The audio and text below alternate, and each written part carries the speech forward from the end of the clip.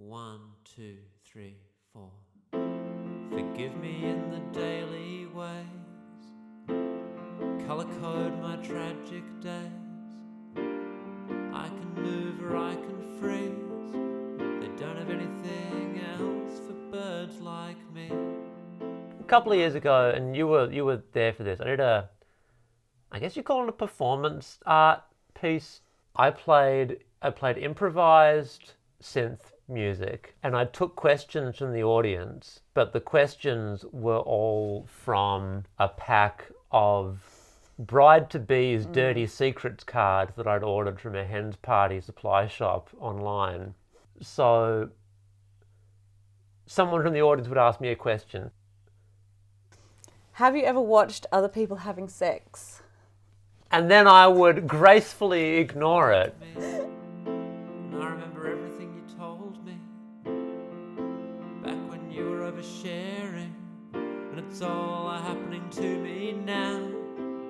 It's all I got a lift home from somebody who was there. She had missed the whole show, or at least she'd missed my set, I think. But she had heard about the show that I'd just done, and she was telling me, like, really excitedly about the way that it had been described to her. And she was saying, it's like, oh, like, I really wish I'd seen it. Like, I heard that it was this whole thing about sexuality and intimacy and privacy and communication and understanding people. All this stuff that I hadn't really intended at all. I don't know. I guess I think about that experience a lot, and I think about it in terms of this album, because every single one of these songs has a very personal meaning for me. Even the brief instrumental interlude bits have a deep personal meaning for me, and none of it is going to matter to anybody who hears it, and it's just like, and that's beautiful to me. I really hope it's just like a totally different experience for everybody who hears it. the gears grind, the layers chafe, the laces slip, the boots loosen their grip, and I float away, and I float away, and I float away. You'll see me again, and I float away. Well, I know for myself, to process a really, really shitty feeling, it is very helpful to have that guitar sitting over there and to do something with that shitty feeling. But I don't know whether it's the same for you, or whether that what actually comes out when you sit down at the piano. I have to be in a very calm, centered space to be able to write in the way that I like to write, even if I'm very depressed, very anxious, very ashamed. I can't write at the time when I'm like really, really, really consumed by it. It's just like when I'm in the room with the fire rather than being personally on fire. That's when I can write. And writing really, really, really helps very often. It can make things that feel very big and overpowering feel very small. If you can like have just a very complex and distressing situation in your life, and you can put that into like one verse or one line even, and it just condenses it, and just like, all right, if this line can say it all, then it's not actually that big. It doesn't actually have that much power over me.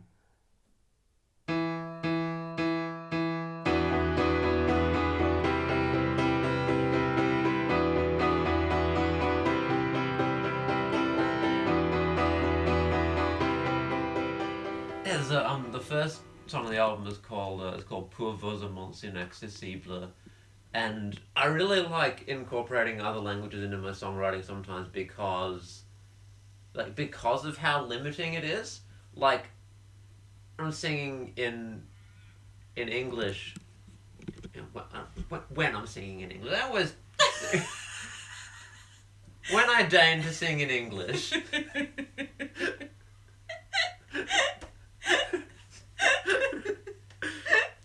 It's like, if I say one thing, then like I want to elaborate, I want to keep going, I want to add more and more and more to it, and it's hard to stop sometimes.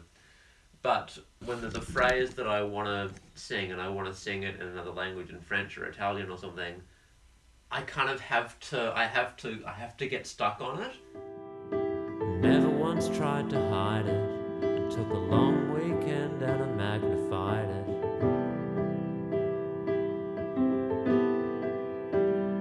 I made no attempt to fight it, and took a shot in the arm and I amplified it. When I was 22, I dated someone for 2 weeks. Like, we went out twice, and we stopped seeing each other. And I wrote a song like that week.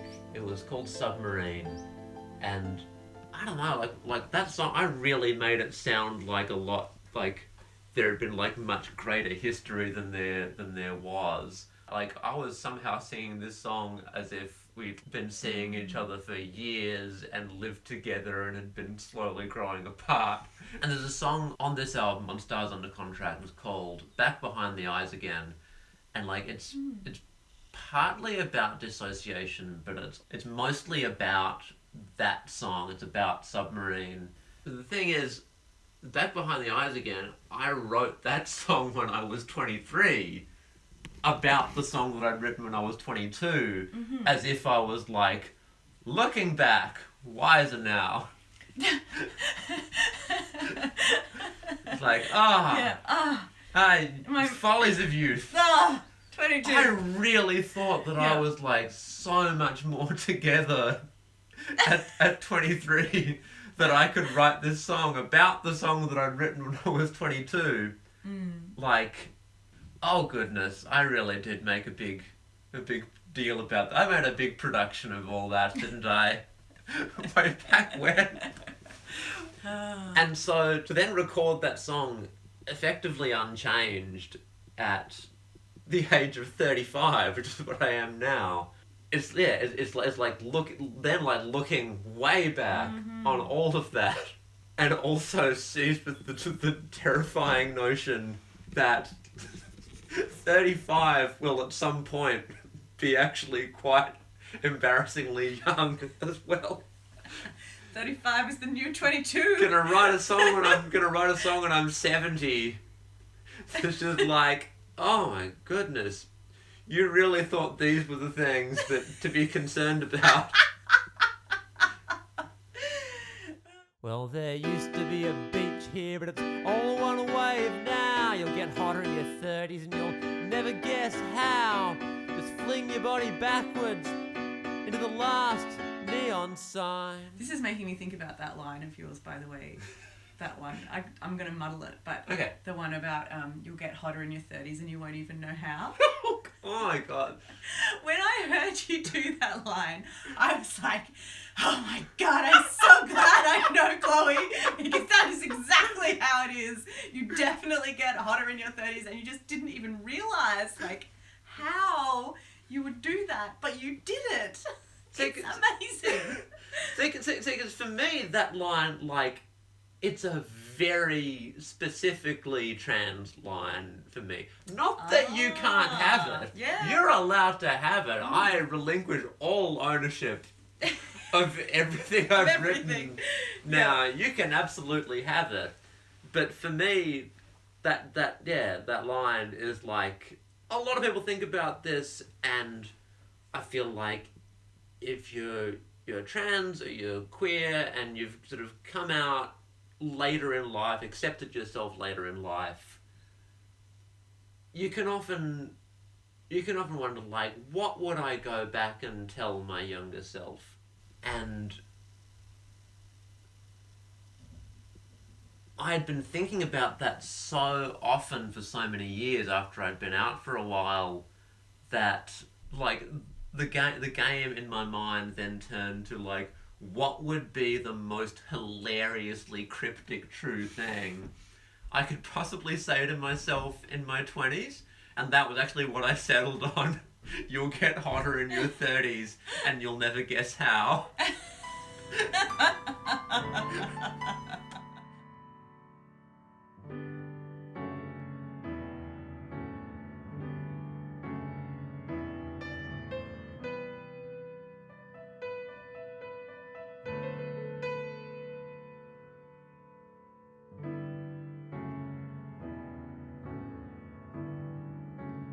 Well, yeah, I'm learning so much about the inner workings of the bride-to-be through these cards.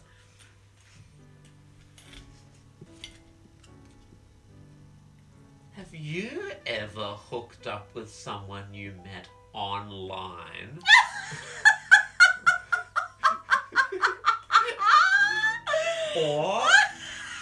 or via a hookup phone app?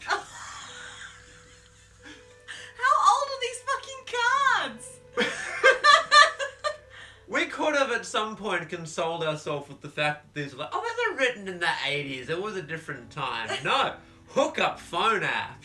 It's old enough that it's still like a hookup phone app is like something that they had to kind of like specify. Yeah. Do you know what I mean? Like now that all apps are hookup apps. Instagram is now a hookup app. Oh gosh. Yeah. People are hooking up over TikTok. People are hooking up over those ones that measure how much you've run every day. Yeah. It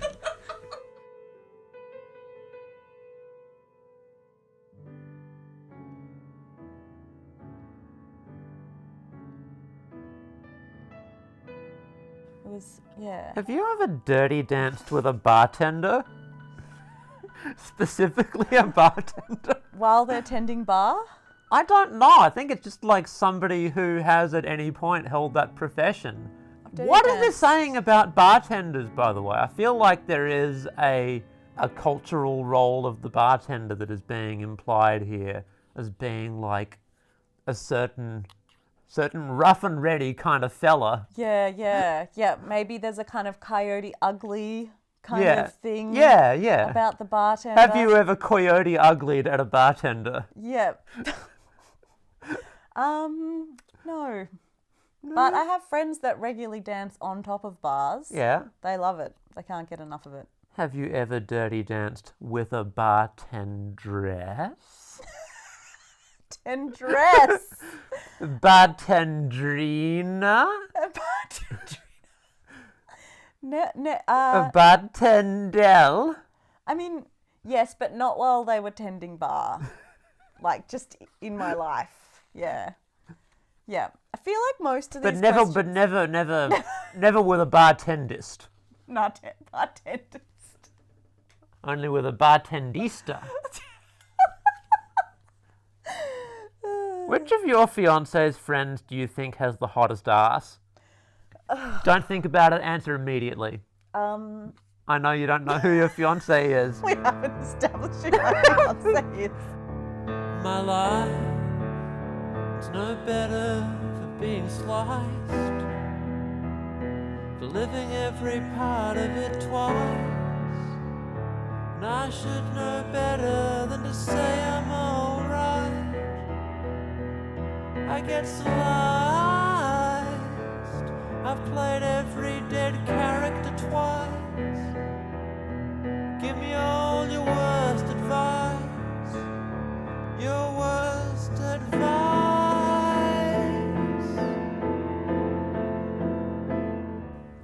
Would you be willing to French kiss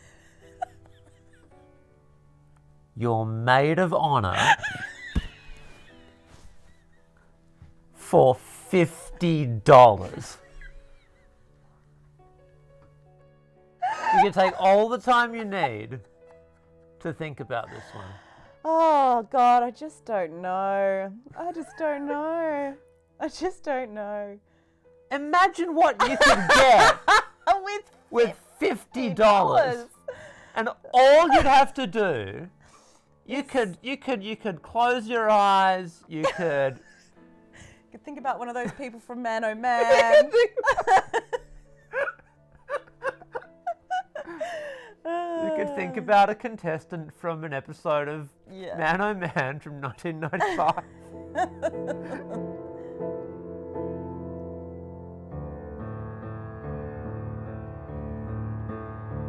My life is no better for being sliced,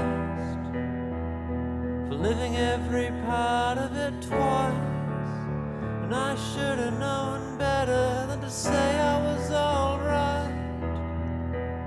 I get nice, I've weathered every comparison twice.